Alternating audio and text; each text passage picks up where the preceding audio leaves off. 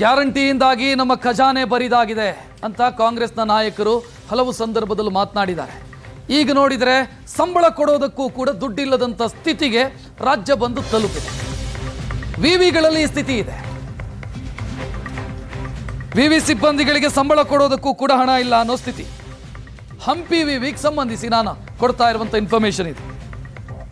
ಕೋಟಿ ಕೋಟಿ ಅನುದಾನ ನೀಡದೆ ಬಾಕಿ ಉಳಿಸ್ಕೊಂಡಿದೆ ಸರ್ಕಾರ. ಬೋಧಕ ಸಿಬ್ಬಂದಿ, ಬೋಧಕೇತರ ಸಿಬ್ಬಂದಿ ಇವರು ಟೈಮ್ಗೆ ಸ್ಯಾಲ್ರಿ ಆಗ್ತಾ ಇಲ್ಲ. ಸರ್ಕಾರ ದುಡ್ಡು ಉಳಿಸ್ಕೊಂಡಿದೆ.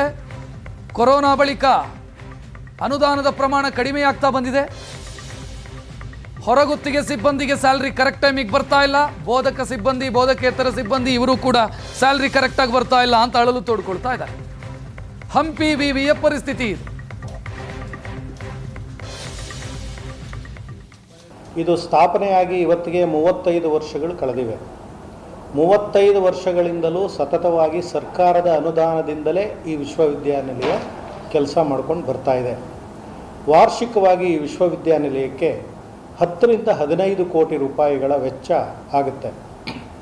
ಆದರೆ ಸರ್ಕಾರ ಕೆಲವು ವರ್ಷಗಳಿಂದ, ಕರೋನಾ ಬಂದ ನಂತರದ ವರ್ಷಗಳಿಂದ ವಾರ್ಷಿಕವಾಗಿ ಇದರ ಅನುದಾನವನ್ನು 2 ಕೋಟಿ 3 ಕೋಟಿ ಈ ಹಂತಕ್ಕೆ ತಂದು ನಿಲ್ಲಿಸಿದೆ.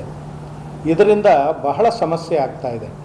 ಯಾಕೆಂದರೆ ಕನ್ನಡ ವಿಶ್ವವಿದ್ಯಾನಿಲಯ ಇಲ್ಲಿನ ಬೋಧಕೇತರ ನೌಕರರಿಗೆ ಸ್ಥಳೀಯರನ್ನೇ ಹೆಚ್ಚು ನೇಮಕ.